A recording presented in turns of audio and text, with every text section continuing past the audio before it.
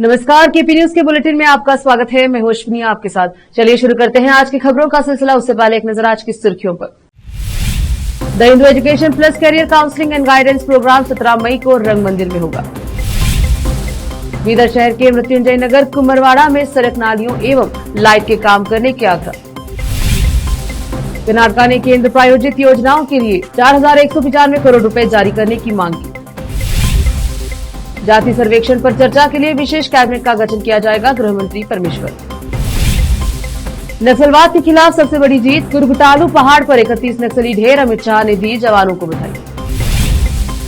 Police मुझे नहीं रोक सकी, राहुल गांधी ने दरभंगा में पुलिस को चुनौती दी, शिक्षा संन्यास संवाद।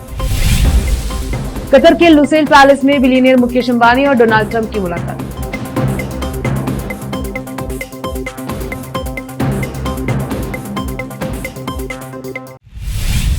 समाचारों का सिलसिला शुरू करते हुए देखते हैं समाचार विस्तार से। The Hindu education plus career counselling and guidance programme का आयोजन 17 मई को शहर के रंग मंदिर में किया जा रहा है। यह कार्यक्रम सुबह 9:30 बजे शुरू होगा। इस कार्यक्रम में भाग लेने के लिए विद्यार्थियों को आमंत्रित किया गया है, जिन्होंने द्वितीय पीयूसी उत्तीर्ण किया है और जो द्वितीय पीयूसी की पढ़ाई कर रहे हैं। इस कार्यक्रम के बाद निःशुल्क करियर मार्गदर्शन पुस्तिका भी जारी किया जाएगा। इसमें भाग लेने के लिए निःशुल्क पंजीकरण के लिए नागराज फाटक से फोन नंबर 9731400992 पर संपर्क करें। विशेष संवाददाता की रिपोर्ट।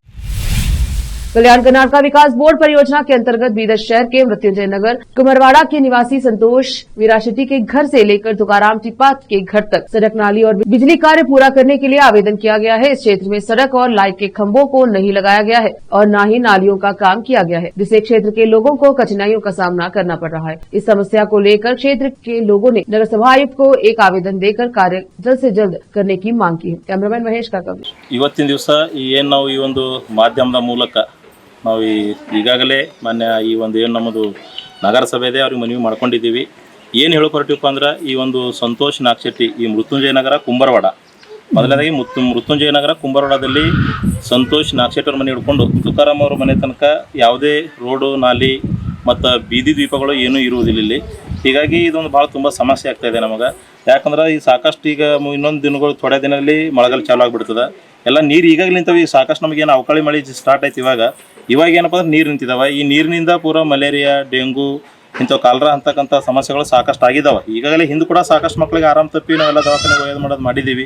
ಸೊ ಈಗ ಮುಂದಾದರೂ ಈ CMCದವರು ಅಥವಾ ಇದಕ್ಕೆ ಸಂಬಂಧಪಟ್ಟಂಥ ಏನು ಪ್ರಾಧಿಕಾರ ಅದ ಬೀದರ್ ಜಿಲ್ಲಾಡಳಿತದಿಂದ, ಆ ಒಂದು ಪ್ರಾಧಿಕಾರದವರು ಇಮಿಡಿಯೇಟಾಗಿ ನಮಗಿದೊಂದು ನಾಲಿ ರೋಡ ಮತ್ತು ದೀಪ ಲೈಟಿನ ಕಂಬದ ಏನೋ ಒಂದು ಲೈಟ್ ಹಾಕ್ತಕ್ಕಂಥ ವ್ಯವಸ್ಥೆ ಅದ, ವಿದ್ಯುತ್ ದೀಪಗಳು, ಇವೆಲ್ಲನೂ ವ್ಯವಸ್ಥೆ ಮಾಡಿಕೊಡ್ಬೇಕಂತೇಳಿ ನಾವು ಈಗಾಗಲೇ ಅರ್ಜಿ ಕೊಟ್ಟಿದ್ದೀವಿ. CMCದವರು ಅರ್ಜಿ ಕೊಟ್ಟರು ಸಹಿತ ಏನೊಂದು KKRDB ವತಿಯಿಂದ ಏನು ನಮಗೊಂದು ಸೌಲಭ್ಯದ ಮಾಡಿಕೊಡ್ಬೇಕಾಗಿತ್ತು, ಈವರೆಗೆ ಮಾಡಿಲ್ಲ. ಅದಕ್ಕೆ ಈಗಲಾದರೂ ಏನು ಮಳೆಗಾಲ ಬರ್ತದಕ್ಕತ್ತದ, ಈಗಾದರೂ ಇಮಿಡಿಯೇಟಾಗಿ ನಮಗೆ ಈ ಒಂದು ವ್ಯವಸ್ಥೆಗಳನ್ನು ಸೌಲಭ್ಯನ ಒದಗಿಸಿ ಈ ನಮಗೆ ಒಳ್ಳೆ ಸುಗಮ ಜೀವನಕ್ಕೆ ಅವಕಾಶ ಮಾಡಿಕೊಡ್ಬೇಕಂತೇಳಿ ನಾವು ಈ ಒಂದು ಮಾಧ್ಯಮದ ಮೂಲಕ ಏನಪ್ಪ ಅಂದ್ರೆ ನಾವು ಮನವಿ ಮಾಡ್ಕೊತಾ ಇದ್ದೇವೆ. ನಾನು Srinivas Gowda, ward number 30. Sir, ನಾವು ಬೇರೆಯವ್ರಿಗೆ ಕಂಪ್ಲೇಂಟ್ ಮಾಡೋಕ್ಕಿಂತ ಪहिले ಅದು ನಮ್ಮದೇ ಗಲ್ತಿ. ನಾವೆಲ್ಲ ವಾರ್ಡ್ ನಂಬರ್ ಅಂದ್ರೆ ಹೆಂಗೆ ಚುನಾಯಿಸ್ಬೇಕಂದ್ರೆ ಗಲ್ಲೆಗಿಂತ ಕೆಲಸ ಮಾಡೋದು ನಾವೆಲ್ಲ ಇನ್ನೋವಾ, ಫಾರ್ಚುನರ್, ದೊಡ್ಡ ದೊಡ್ಡ ಗಾಡಿಯಾಗ ತಿರುಕುರಿ ನಾವೇ ಎಲೆಕ್ಟ್ ಮಾಡ್ಲತ್ತಿದ್ವಿ. ಇದು ನಮ್ಮ ತಪ್ಪು ಫಸ್ಟ್. ಅದ್ರ ಬಾದ್ ನಾವು ಅವ್ರಿಗೆ ಕಂಪ್ಲೇಂಟ್ ಕೊಡಬೇಕು. ನಾ 10 ಸಲ ಫೋನ್ ಮಾಡೀನಿ ಧರ್ನಾಜ್ ಅವ್ರಿಗೆ, ರೆಸ್ಪಾನ್ಸ್ ಕೊಟ್ಟಿಲ್ಲ. ಬರ್ತಾರೆ ನಾ ಅಲ್ಲಿದ್ದ ಹೊಲದಾಗಿದ್ದ ಅಲ್ಲಿದ್ದ ಅಂತ. ಏನೋ ಇಲ್ಲಿ ಮನೆ ಕಟ್ಟಿ ಬೀಸೋಸೆ ಸರ್. ನಾನು ಇಲ್ಲಿ ಏನು ನಾಲಿ ಇಲ್ಲ, ಲೈಟ್ ಇಲ್ಲ, ಉಲ್ಟಾ ನಮ್ದು ನಾವೆಲ್ಲ ಕೆಲಸದವ್ರಿಗೆ ಸರ್ ಇಲ್ಲಿ ಸರ್ ಜಾಬ್ ಅದ, ನಮ್ಮದು ಬಿಸ್ನೆಸ್ ಅದ. ಇದು ಹಿಂಗಾಗಿ ಸರ್ ನನ್ನ ಮಟ್ಟಿಗೆ ಯಾಕೆಲ್ಲ ಬೇಕಾರ್ ಮಂದಿ ಹೆಚ್ಚಾರ ನೋಡ್ರಿ, ಎಲ್ಲದ್ರಿಗೆ ರೋಡ್ ಆಗ್ಯಾವ. ಇನ್ನು ಎಲ್ಲ ಕೆಲಸದಿರ್ತೀವಿ, ನಮ್ಗೆ ಎಲ್ಲಿ ಹೋಗ್ಲಿಕ್ಕೆ ಟೈಮೇ ಇಲ್ಲ. ಈಗ ನಮ್ಗೆ ಅಲ್ಲಿನೇ ಹಿಂಗೆ ಓದು ಅಂತೇಳಿ ಈಗ ನಾವು ಅದಕ್ಕೆ ಇಷ್ಟು ಹೇಳಿ ನಾನು ಸಾಕು ಮಾಡ್ತೀನಿ ಸರ್. ಯಾಕಂದ್ರೆ ನಾನು ಭಾಳ ಇದು ಏನು ಹೇಳಬೇಕಂತ ಅದ್ರ ಶಬ್ದ ಇಲ್ಲ ಸರ್ ನನ್ನ ಬಳಿ. ಇಷ್ಟು 25 ಇಯರ್ಸ್ ನಮ್ಮ ಹಿಂದೂಸ್ತಾನ ಆಜಾದಾಗಿ 75 ಇಯರ್ಸ್ ಇರ್ತೀವಿ. ನಾವು ನಾಲಿ ರೋಡ್ಸ್ ಎಲ್ಲ ಕಂಪ್ಲೀಟ್ ಕೂಡ ಪಾಳಿ ಬಂದು ಸರ್. ಎಷ್ಟು ವರ್ಷದಿಂದ ಇಲ್ಲಿ ನಿವಾಸ ಮಾಡಿ? ನಾವೊಂದು 20 ವರ್ಷ ಸರ್ ನಾವು ಇಲ್ಲಿ ಮನೆ ಕಟ್ಟು. 20 ವರ್ಷ ಆಯ್ತು. ಬೀದಿ ದೀಪಗಳಿಲ್ಲ, ಏನೂ ಇಲ್ಲ ಸರ್ ಇಲ್ಲಿ. ಮತ್ತೆ ಎಲ್ಲರೂ ನಮ್ಮ ಪರಿಚಯದವ್ರು ಯಾರು ಸರ್, ಯಾರು ನಮ್ಮ ಸಲ ಹೊಸೋರಿಲ್ಲ. ಅವ್ರು ನಮ್ಮ ದೋಸ್ತ್, ನಮ್ಮ ಖಾಸ್, ನಮ್ಮ ಕ್ಲಾಸ್ಮೇಟ್ ನಮ್ಮೇ ಆಗ್ಬೇಕು ಧನರಾಜು. ಕಡೆ ಹೇಳಿದ್ರು ಏನಾದ್ರು ಮಾತು ಸರ್. ನಾವು ಅವ್ರಿಗೆ ಲಾಸ್ಟ್ ಒಂದು ಮೆಸೇಜ್ನೂ ಹಾಕಿನ ಅವ್ರಿಗೆ ಹಿಂಗೆಲ್ಲ ಕಂಪ್ಲೇಂಟ್ ಕೊಟ್ಟಿದ್ದು ನೋಡಿ ಅಂದ್ರೆ ಅವ್ರು ಅದ್ರ ನನ್ನ ರಿಪ್ಲೈನೂ ಕೊಟ್ಟಿಲ್ಲ. रोकते हैं समाचारों का सिलसिला, लेते हैं छोटा सा ब्रेक। हिंदुस्तान के हर कोने में हम हैं मौजूद। 24 घंटे हालात पर गहरी नजर, खबरों से जुड़े चुपते सवालात, और आपको दिखाता है धार्मिक, सामाजिक, राजनीतिक, लोकल और इंटरनेशनल न्यूज की सबसे बेहतर कवरेज, जो आपको रखती है हर पल बाखबर। देश और दुनिया भर की खबर के लिए देखते रहें KP news 24/7। Noor education trust Bidar की ओर से चलाए जाने वाला Noor MEd and BEd college Bidar, recognised by NCTE Delhi and affiliated to Bidar University, Bidar. Admission are open for the academic year 2024-25. विशेषज्ञ और सक्षम शिक्षकों द्वारा शिक्षा प्राप्त करने के लिए नूर एमएड एंड बीएड कॉलेज में दाखिला लें और शांत वातावरण में शिक्षा प्राप्त करें। बीदर शहर में बेहतर शिक्षा का एकमात्र केंद्र Noor MEd and BEd college, Shahpur gate, Bidar. Phone numbers 9945283920, 8482221297।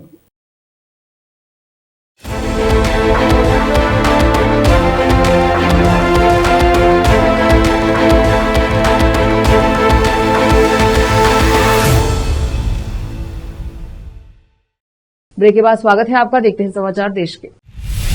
मुख्यमंत्री सिद्धरामैया ने केंद्र पर निशाना साधते हुए आरोप लगाया कि उसने वित्तीय वर्ष 2024-25 के दौरान केंद्र प्रायोजित योजनाओं के लिए 4195 करोड़ रुपए का अपना लंबित हिस्सा जारी नहीं किया। उन्होंने कर्नाटक के सांसदों से केंद्र से अनुदान प्राप्त करने का आग्रह किया है और कहा कि वह पहले ही प्रधानमंत्री मोदी और केंद्रीय वित्त मंत्री निर्मला सीतारामन से मिल चुके हैं और लंबित अनुदान जारी करने के अनुरोध प्रस्तुत किया है। उन्होंने 67 केंद्र प्रायोजित परियोजनाओं की प्रगति की समीक्षा के लिए राज्य स्तरीय दिशा समिति की अध्यक्षता करने के बाद संवाददाताओं से कहा 2024-25 में केंद्र प्रायोजित परियोजनाओं के लिए अनुदान 46,859 करोड़ रुपए था, जिसमें राज्य का अनुदान 24,960 करोड़ रुपए और केंद्र का अनुदान 22,758 करोड़ रुपए था। इसमें से केंद्र ने 18,561 करोड़ रुपए जारी किए और 4,195 करोड़ रुपए लंबित है। उन्होंने कहा कि केंद्र प्रायोजित परियोजनाओं में केंद्र और राज्य की हिस्सेदारी 50-50% है, 60-40 और 70-30 के अनुपात में है। सीएम ने अधिकारियों को 100% प्रगति हासिल करने का निर्देश दिया। हालांकि 83% अनुदान खर्च हो चुका है, लेकिन अधिकारियों ने केंद्र से अनुदान जारी होने में देरी सहित कई समस्याओं को जिम्मेदार ठहराया है। उन्होंने अधिकारियों से कहा कि वे वर्ष 2025-26 के लिए अनुदान का 100% खर्च करें और केंद्र से समय पर अनुदान जारी करने का अनुरोध करें।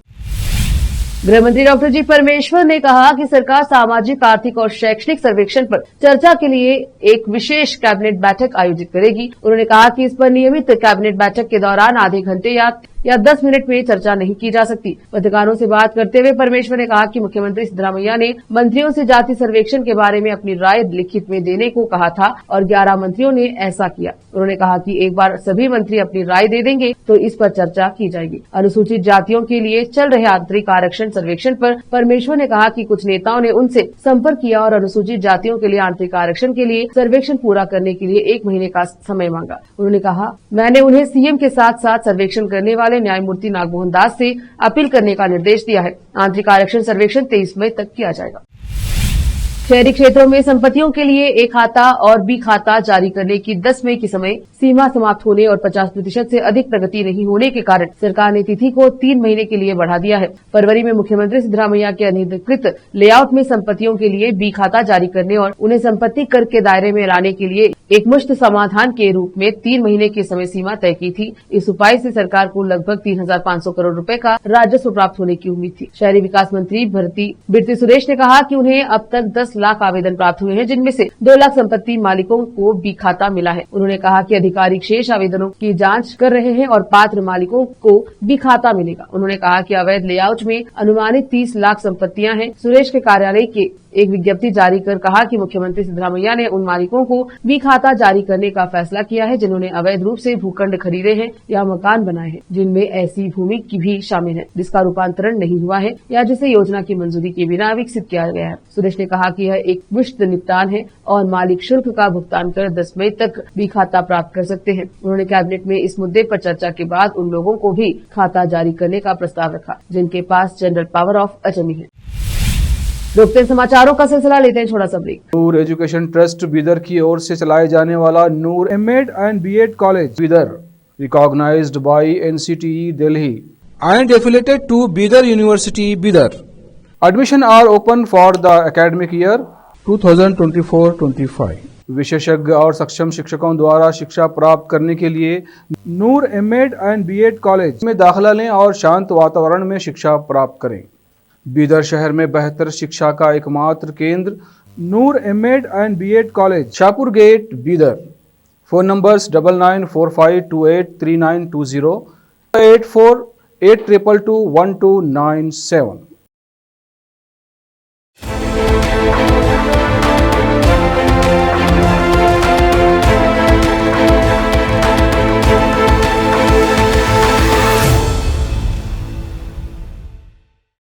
ब्रेक के बाद स्वागत है आपका। देखते हैं समाचार देश के।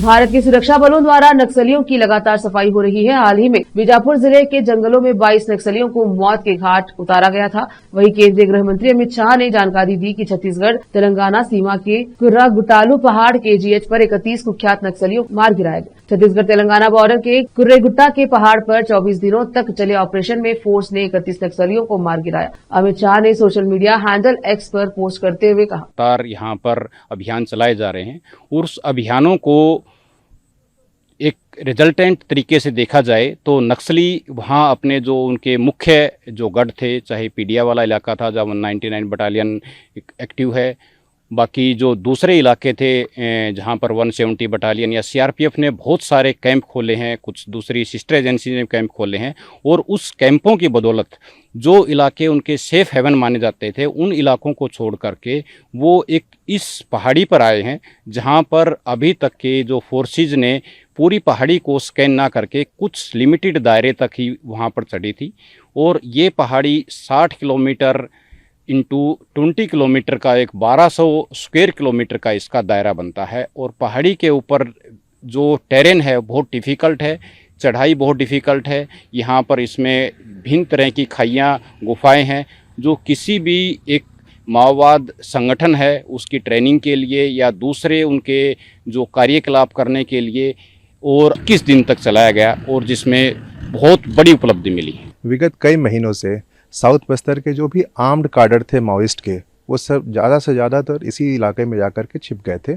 और इसके साथ साथ PLGA 1 के, TSC तेलंगाना स्टेट कमेटी के और CRC के काफ़ी दूरदांत नक्सली यहीं पे छिप गए थे और यहाँ से अपनी कार्रवाई को अंजाम दे रहे थे।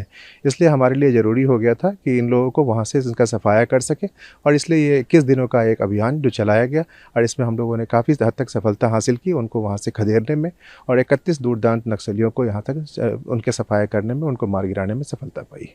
होम मिनिस्टर ने जिस किया है 2026 मार्च, आपको क्या लगता है कि ये ऑपरेशन 21 दिन चला, कितना बड़ा मील का पत्थर साबित हुआ? कई मायनों में ये ऑपरेशन बहुत ही हमारे लिए सफल रहा है। जो टारगेट्स हम लोगों को दिए गए थे उन टारगेट्स को हम लोगों ने अचीव करने में सफलता हासिल की है। और साथ ही साथ जो माननीय गृह मंत्री जी ने हम लोगों को जो टारगेट समय दिया है उसमें हम लोग बहुत तेज़ी से उस दिशा में हम लोग आगे बढ़ रहे हैं और आशा करते हैं कि हम लोग जो टारगेट है उसको हम बहुत जल्दी हम अचीव कर पाएंगे। आपके DGP ने भी कल बोला कि हम उसको अचीव करेंगे, माओइज्म को ख़त्म कर देंगे जड़ से मार्च 2026 तक। अगर हम बात करें कि कितने दुर्दांत जो नक्सली थे इस ऑपरेशन में मारे गए और कितने अभी बचे हुए हैं? 31 नक्सली।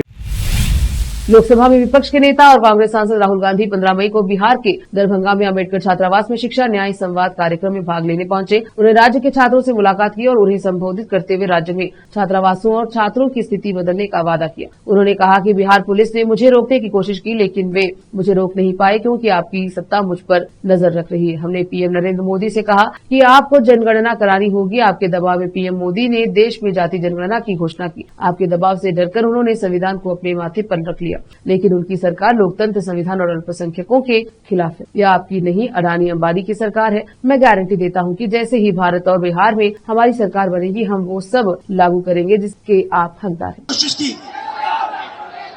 रोक नहीं पाई। पता है क्यों नहीं रोक पाई? नहीं, इसलिए नहीं रोक पाई क्योंकि आपकी शक्ति मेरे पीछे है।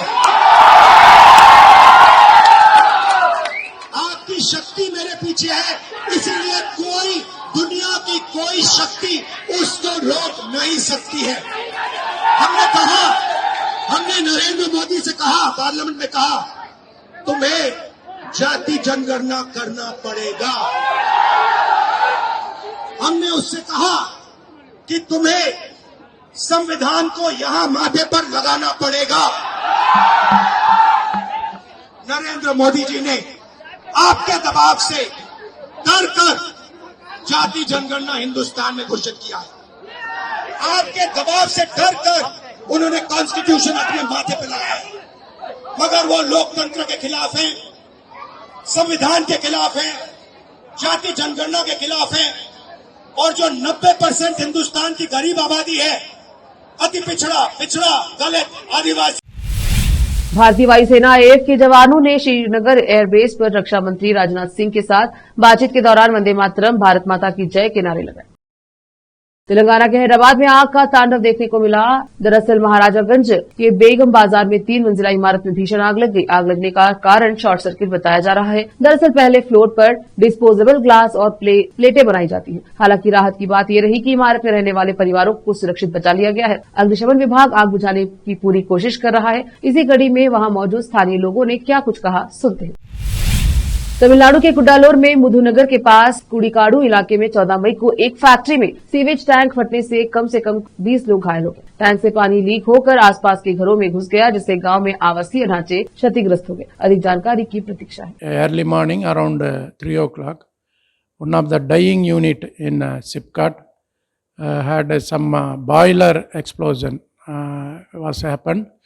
In that 2.5 lakhs liters capacity tank was it's broken down. In that lot of that hot water is spread over the some residential area of Karaikadu.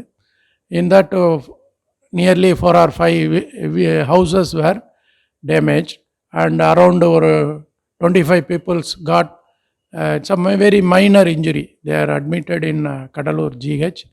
So there is no major damages or house or life. There is no life damage in this incident. So district authority, district collector and myself visited the spot, and we are assessing the situation. We are talking to the local people and company side also. All precaution measures are taken. Immediately medical teams are arrived at that village. They are 24 hours. They are giving treatment to the small level affected the people also. We are taking the situation. We are monitoring the situation. अब वक्त छोटे से break का, जल्द लौटेंगे break के बाद। नूर education trust Bidar की ओर से चलाए जाने वाला Noor MEd and BEd college Bidar, recognised by NCTE Delhi and affiliated to Bidar University, Bidar. Admission are open for the academic year 2024-25. विशेषज्ञ और सक्षम शिक्षकों द्वारा शिक्षा प्राप्त करने के लिए नूर एमएड एंड बीएड कॉलेज में दाखिला लें और शांत वातावरण में शिक्षा प्राप्त करें। बीदर शहर में बेहतर शिक्षा का एकमात्र केंद्र Noor MEd and BEd college, Shahpur gate, Bidar. Phone numbers 9945283920, 8482221297।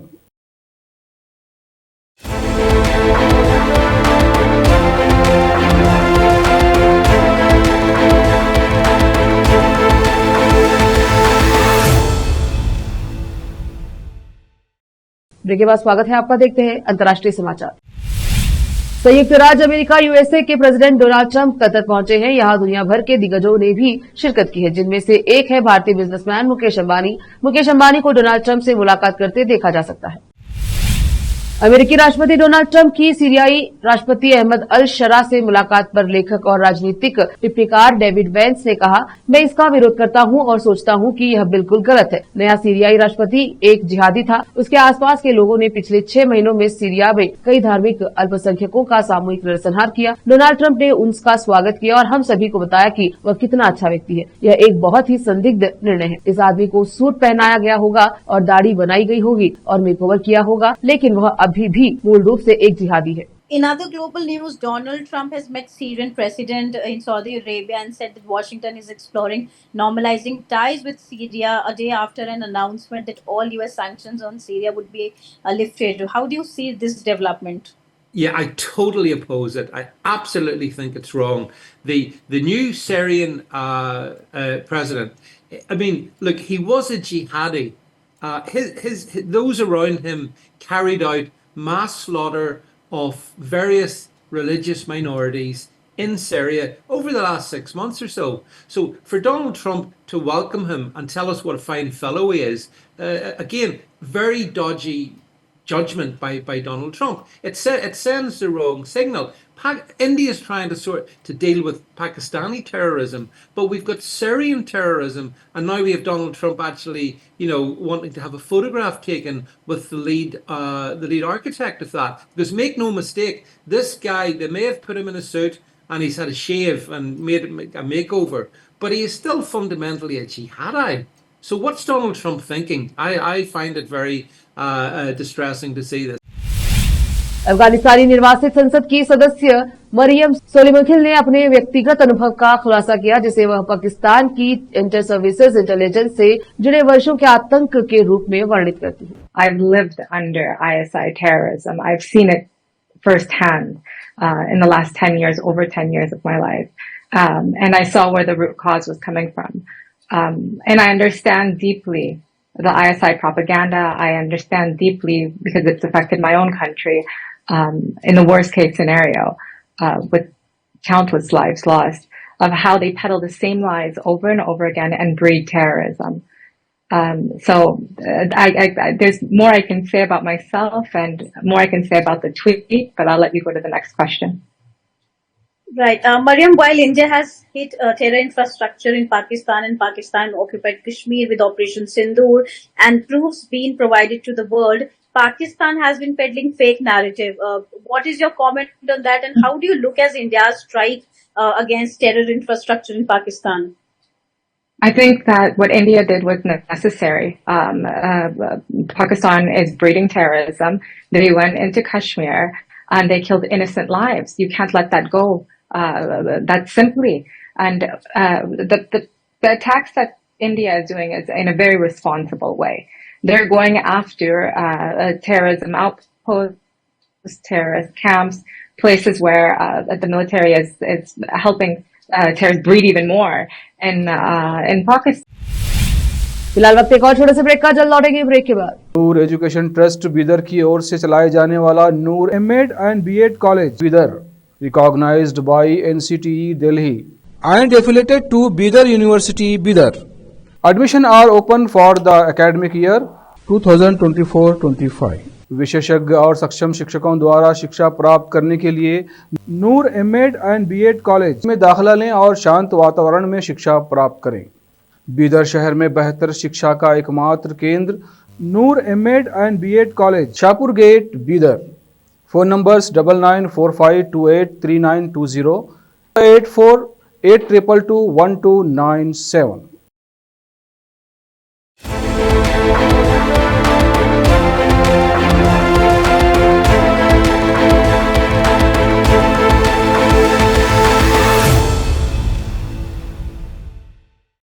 Break के बाद स्वागत है आपका। एक नजर फिल्मी समाचारों पर। सिद्धू शेट्टी, सूरज पंचोली और आकांक्षा शर्मा की फिल्म केसरी 23 मई को पर्दे पर रिलीज होने वाली है। फिल्म के रिलीज के लिए कास्ट पूरी तरह से तैयार है और जोरों शोरों से प्रमोशन में जुट गई है। प्रमोशन के बीच पैप्स ने सभी कलाकारों को स्पॉट किया। सुनील ने पहले ही मैच को सोलो पोज दिया, इसके बाद सभी ने ग्रुप फोटो भी खिंचवाई। पैपराजी ने केसरी वीर की स्टारकास्ट की ढेर सारी तस्वीरें अपने कैमरे में कैद कर ली।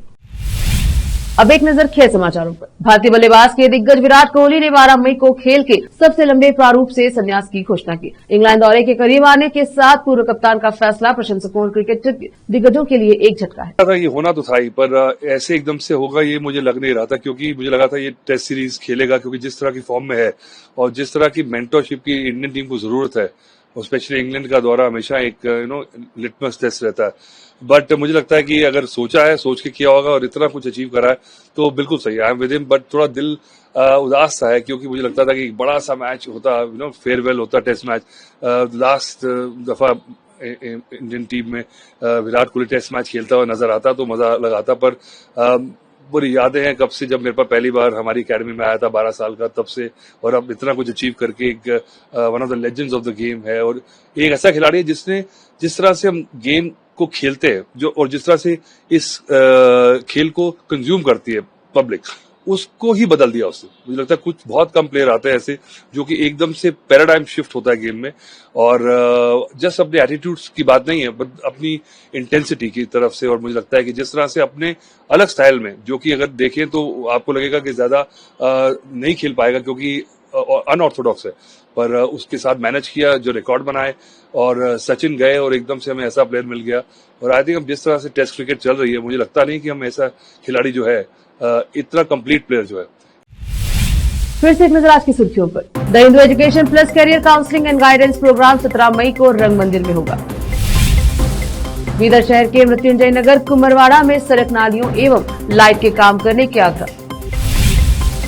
कर्नाटका ने केंद्र प्रायोजित योजनाओं के लिए 4,195 करोड़ रुपए जारी करने की मांग की। जाति सर्वेक्षण पर चर्चा के लिए विशेष कैबिनेट का गठन किया जाएगा, गृह मंत्री परमेश्वर। नक्सलवाद के खिलाफ सबसे बड़ी जीत, कुरबटालू पहाड़ पर 31 नक्सली ढेर, अमित शाह ने दी जवानों को बधाई। पुलिस मुझे नहीं रोक सकी, राहुल गांधी ने दरभंगा में पुलिस को चुनौती दी, शिक्षा संन्यास संभव। कतर के लुसेल पैलेस में बिलियनियर मुकेश अंबानी और डोनाल्ड ट्रंप की मुलाकात।